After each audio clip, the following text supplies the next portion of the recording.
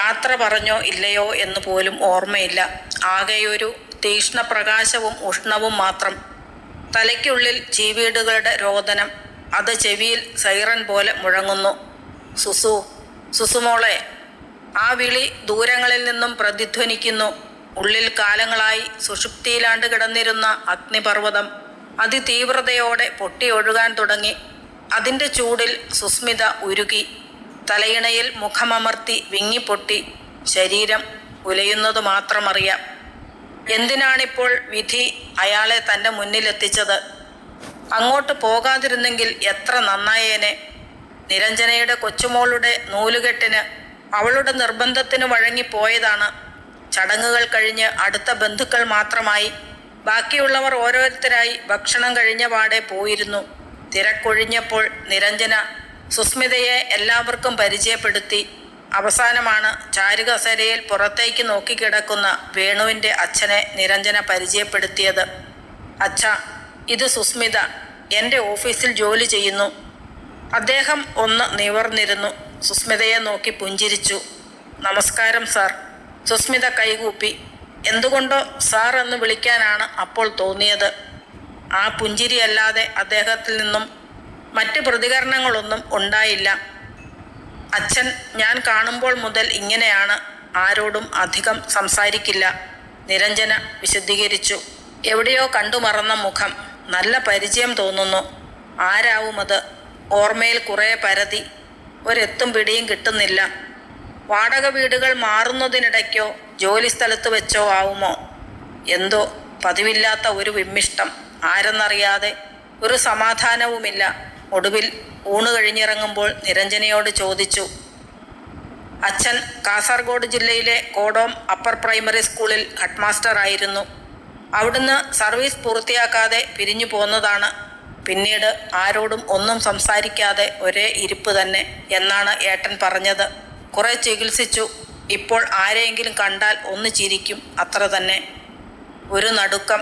തലച്ചോറിനുള്ളിൽ 1000 പൂത്തിരികൾ കത്തി അമർന്നു. വരണ്ട ചുണ്ടുകൾ നാവ് നീട്ടി നനച്ചു. ഉറപ്പിക്കാനായി ഒന്നുകൂടി ചോദിച്ചു. അച്ഛൻ്റെ പേര്? രാമാനന്ദൻ. ബാക്കിയൊന്നും കേൾക്കാനോ ചോദിക്കാനോ അവിടെ നിൽക്കാനോ തോന്നിയില്ല. വയ്യ. ശരീരം മുഴുവൻ പുകയുന്നു. ഓടിയും നടന്നും ഒരുവിധം ബസ് സ്റ്റോപ്പിലെത്തി. ആദ്യം വന്ന ബസ്സിൽ എങ്ങനെയോ കയറി.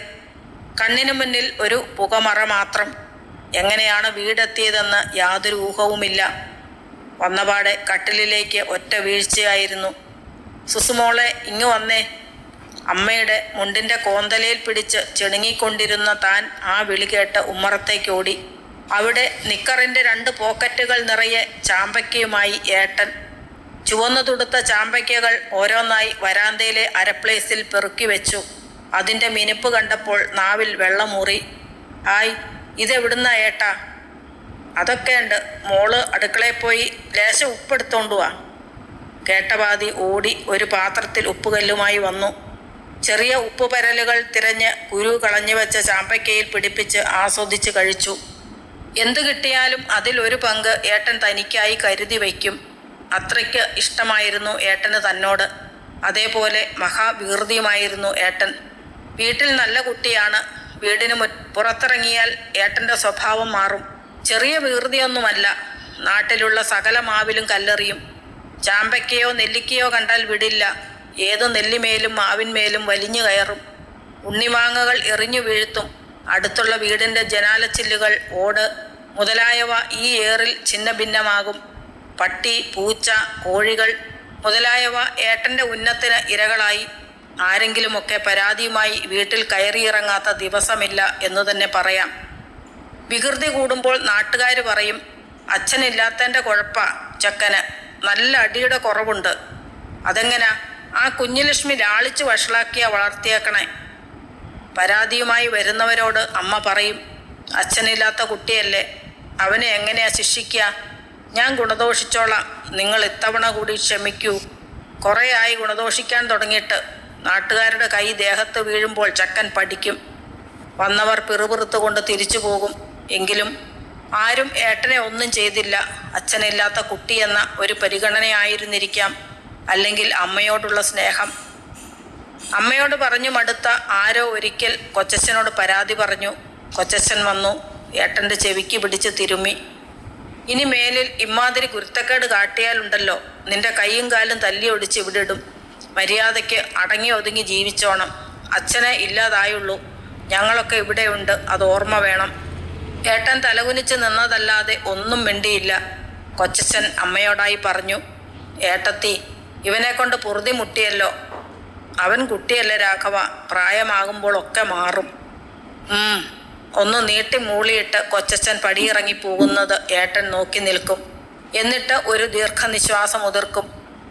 കൊച്ചച്ഛന്മാർ വല്ലപ്പോഴുമൊക്കെ വീട്ടിലേക്ക് വരുന്നത് തന്നെ ഏട്ടനെ പറ്റിയുള്ള പരാതികൾ കേട്ടുമടുക്കുമ്പോഴാണ്. ഏട്ടനെ ശിക്ഷിക്കുന്നതിലും ശകാരിക്കുന്നതിലും മാത്രമേ അവരുടെ ഉത്തരവാദിത്തങ്ങൾ കാണാറുള്ളൂ. അമ്മ ഏറെ കഷ്ടപ്പെട്ടിരുന്നു. അല്പം നിലവും തൊടിയും അച്ഛൻ്റെ പേർക്കുണ്ടായിരുന്നതിനാൽ ചെയ്യാൻ പറ്റുന്ന ജോലികളൊക്കെ അമ്മ തനിയെ ചെയ്തു. മറ്റ് ജോലികൾക്കായി അച്ഛനുണ്ടായിരുന്നപ്പോൾ മുതൽ സഹായിയായി ഉണ്ടായിരുന്ന രാമേട്ടൻ വരും. ഏട്ടനെ പറ്റിയുള്ള പരാതിയുമായി വന്നവർ പോയി കഴിയുമ്പോൾ അമ്മ കരയും. അപ്പോൾ നിസ്സഹായതയോടെയുള്ള ഏട്ടൻ്റെ നിൽപ്പ് കണ്ടാൽ പാവം തോന്നും. ഒരിക്കൽ ഏട്ടനോട് ചോദിച്ചു, എന്തിനാ ഏട്ടാ ഇങ്ങനെ അമ്മയെ കരയിക്കുന്നേ? നാട്ടുകാരുടെ മുഴുവൻ വഴക്ക് കേൾക്കുന്നേ? എനിക്കറിയില്ല സുസു, ഇങ്ങനൊന്നും ചെയ്യരുതെന്നറിയാം, വേണമെന്ന് വെച്ചിട്ടല്ല മോളെ. ഏട്ടൻ തൻ്റെ നിസ്സഹായാവസ്ഥ വെളിപ്പെടുത്തും. അമ്മയ്ക്കും അറിയാമായിരുന്നു ഇത്. അമ്മ പറയും, ഈ പ്രായത്തിൻ്റെയാ, നോക്കിക്കോ, അവൻ മിടുക്കനാകും. അമ്മയ്ക്ക് ഏട്ടനെക്കുറിച്ച് വലിയ പ്രതീക്ഷയായിരുന്നു. സ്കൂളിലും സ്ഥിതി മറിച്ചായിരുന്നില്ല. എന്നും അധ്യാപകരുടെ അടുത്ത് പരാതി എത്തും. എത്ര അടി കൊണ്ടാലും ഒരു തുള്ളി കണ്ണീർ വരില്ല. പക്ഷേ തൻ്റെ മുഖം വാടിയാൽ ഏട്ടന് സങ്കടമാകും. തന്നെ ആരെങ്കിലും ഉപദ്രവിച്ചുവെന്നറിഞ്ഞാൽ പിന്നെ അടങ്ങിയിരിക്കില്ല. ഏട്ടൻ്റെ സംരക്ഷണയിൽ സ്കൂളിൽ സുരക്ഷിതയായിരുന്നു താൻ. അതിനാൽ തന്നോട് വികൃതി കാട്ടാനോ വഴക്ക് കൂടാനോ ആരും വന്നില്ല. ഏട്ടൻ 5ലും താൻ 3ലും പഠിക്കുന്ന സമയം പുതിയൊരു ഹെഡ് മാസ്റ്റർ ചാർജ് എടുത്തു. കർക്കശക്കാരനായ അദ്ദേഹത്തെ കുട്ടികൾക്ക് മാത്രമല്ല മറ്റ് അധ്യാപകർക്കും ഭയമായിരുന്നു. പതിവ് പോലെ ഏട്ടനെ പറ്റിയുള്ള പരാതികൾ നിരന്തരം ഹെഡ് മാസ്റ്ററുടെ അടുത്ത് എത്തിക്കൊണ്ടിരുന്നു. ഏകദേശം ഒരാഴ്ച കഴിഞ്ഞപ്പോൾ അദ്ദേഹത്തിന് സഹി കെട്ടു. അടികൊണ്ട് ഏട്ടനും അടികൊടുത്ത് ഹെഡ് മാസ്റ്ററും വശം കെട്ടു. ഒടുവിൽ അദ്ദേഹം ഏട്ടനെ സ്കൂളിലെ വിറകുപുരയിൽ പൂട്ടിയിടാൻ തുടങ്ങി. ചില ദിവസങ്ങളിൽ ചില സൂത്രങ്ങൾ പ്രയോഗിച്ച് ഏട്ടൻ പുറത്തു വരും. പഴയ സ്കൂൾ കെട്ടിടമാണ് വിറകുപുരയും ഉപ്പുമാവ് ഉണ്ടാക്കാനുമായി ഉപയോഗിച്ചിരുന്നത്. ഇങ്ങനെ പൂട്ടിയിടപ്പെട്ട ഒരു ദിവസം വിറകുപുരയിൽ നിന്നും ഏട്ടൻ്റെ നിലവിളി ഉയർന്നു, അയ്യോ പാമ്പ്, എന്നെ തുറന്നു വിടണേ. നിലവിളി കേട്ട് അങ്ങോട്ട് പോകാനൊരുങ്ങിയ അധ്യാപകരെയും കുട്ടികളെയും ഹെഡ് മാസ്റ്റർ ഭീഷണിപ്പെടുത്തി. അതിനാൽ എല്ലാവരും പിന്തിരിഞ്ഞു. താൻ പൊട്ടിക്കരഞ്ഞുകൊണ്ട് അപേക്ഷിച്ചു, ഞാനൊന്ന് പോയി നോക്കിയിട്ട് വരാം സാർ. അടി വേണ്ടെങ്കിൽ മര്യാദയ്ക്ക് ക്ലാസ്സിൽ പോയിരുന്നോ, തുറന്നു വിടാനുള്ള അടവാണ്. എന്നിട്ട് മറ്റു കുട്ടികളെ ചട്ടം കെട്ടി. സുസ്മിത അങ്ങോട്ട് പോയാൽ എന്നോട് വന്ന് പറയണം. പക്ഷേ തനിക്കത് അടവായി തോന്നിയില്ല. ഏങ്ങലടിച്ച് കരയുന്ന തന്നെ ടീച്ചറും മറ്റു കുട്ടികളും സമാധാനിപ്പിച്ച് ക്ലാസ്സിലിരുത്തി. ഏട്ടൻ്റെ നിലവിളി കുറേ നേരം കൂടി തുടർന്നു. ഒടുവിൽ നേർത്ത് വന്നു. വൈകുന്നേരത്തെ ഇൻ്റർവെല്ലിന് 2 പ്രാവശ്യം അവിടേക്ക് പോകാനൊരുങ്ങിയ തന്നെ കുട്ടികൾ കയ്യോടെ പിടിച്ചു. പിന്നെ ഏട്ടൻ എന്തു പറ്റിയെന്ന വേവലാതിയോടെയും ആശങ്കയോടെയും കഴിച്ചുകൂട്ടി. വൈകിട്ട് വിറകുപുരയുടെ വാതിൽ തുറക്കാൻ പോയ രാധാമണി ടീച്ചറുടെ ഒപ്പം പോയി. വാതിൽ തുറന്ന ടീച്ചറുടെ നിലവിളി കേട്ട് ഉള്ളിലേക്ക് ഒന്നേ നോക്കിയുള്ളൂ. ഏട്ടനെ പാതി വിഴുങ്ങിയ നിലയിൽ ഒരു പെരുമ്പാമ്പ്. പിന്നെ ബോധം വീഴുമ്പോൾ താൻ വീട്ടിലെ കട്ടിലിലായിരുന്നു. വീട് നിറയെ ജനങ്ങൾ. എൻ്റെ മോനെ കൊന്നോ സാറന്മാരെ, എനിക്കും എൻ്റെ കുഞ്ഞിനും ഇനി ആരുണ്ട്? നിലവിളി കേട്ട് കട്ടിലിൽ നിന്നും നിരങ്ങിയിറങ്ങി അമ്മയുടെ അടുത്ത് പോയിരുന്നു. വെറും തറയിൽ കിടന്നുരുണ്ട് നിലവിളിക്കുന്ന അമ്മയെ കണ്ടപ്പോൾ കരച്ചിലടക്കാനായില്ല. സ്കൂളിലെ അധ്യാപകരിൽ ചിലർ മുറ്റത്ത് നിൽപ്പുണ്ട്. ഏട്ടനെ ഏറ്റവും കൂടുതൽ വഴക്ക് പറയുന്ന രാഘവ കൊച്ചച്ഛൻ അവരോട് കയർത്ത് സംസാരിക്കുന്നുണ്ട്. ഒന്നും മിണ്ടാതെ തലയും താഴ്ത്തി നിൽക്കുകയാണവർ. പോസ്റ്റ്മോർട്ടം കഴിഞ്ഞു. പിറ്റേന്ന് രാവിലെ ഏട്ടനെ കൊണ്ടുവന്നു. മൊത്തം വെള്ളത്തുണിയിൽ പൊതിഞ്ഞ് വീർത്ത മുഖവുമായി ഏട്ടൻ കണ്ണടച്ച് കിടക്കുന്നു.